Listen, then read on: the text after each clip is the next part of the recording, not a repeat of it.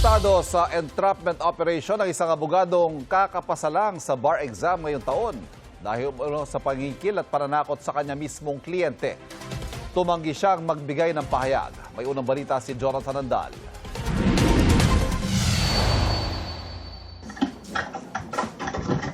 Dali kami. Nagagalaw. Yung sa attorney ano? Pangalan mo? Anong pangalan mo? Na-arresto ko kayo sa salang travel extortion. Sa kanya mismong opisina, inentrap ng NBI ang babaeng abogadong ito at dalawa niyang staff. Ang atraso, pangingikil umano sa kanilang kliyente na tinakot pa umano nilang ipinapapatay daw ng nakalaban nila noon sa kaso. Kita pa sa mesa ang 300,000 pisong hinihingi umano nito sa kanyang magkapatid na kliyente. We were so scared and hindi po namin alam yung gagawin. Sinabi po namin sa kanila if kung pwede kaming tumawag ng pulis. Ang sabi po daw nila is hindi pa pwede kasi madadamay daw po lahat, papatayin daw po lahat. July 15, kung hindi daw po kami makakapagbigay, papasukin daw po yung bahay namin. Maski daw po yung mga batang anak namin, papatayin at gagamitin para lumabas kami at mapatay. Sabi ng NBI, kapapasalang sa bar exam ngayong taon ng inaresto nilang abogado. Kinuha siyang abogado para ireklamo for deportation yung Chinese na may atraso dito sa kanyang kliyente. At ang nangyari, natalo yung kaso, hindi na ipa-deport.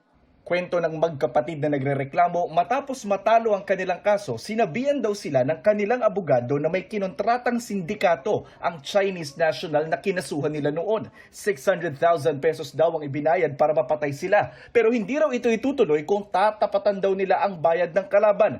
Dahil kakilala naman daw ng staff ng abogado ang sindikato, pwede raw humingi ng discount. Kahit daw po 600 yung binayad ng kabilang party, 400,000 na lang daw po ang dapat naming ibayad para hindi na daw po matuloy ang pagpapatay sa aming magkapatid. Gusto na naming tumawag sa pulis. Ang sinabi po nila, wag kasi contact yan ng Chinese. So lahat yan contact yan ng Chinese. So na-feel po namin na wala talaga kaming kakampi kundi sila. Kaya po naging ganun yung tiwala namin talaga. Naniwala po kami.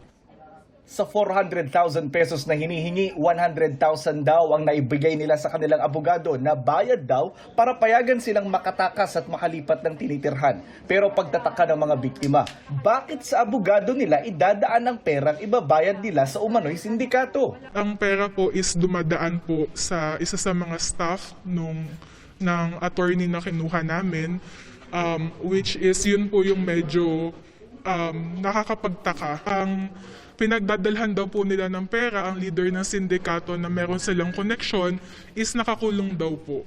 Sinubukan ng media na kunan ng pahayag ang abogado at dalawa nitong staff, pero tumanggi sila. Pero huwag niyo po kami tutukan ng camera. Ride po namin to. Hindi na po kami umpisa pa lang.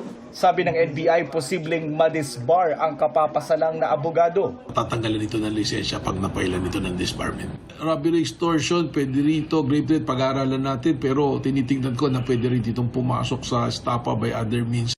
Para sa unang balita, Jonathan Andal, GMA News.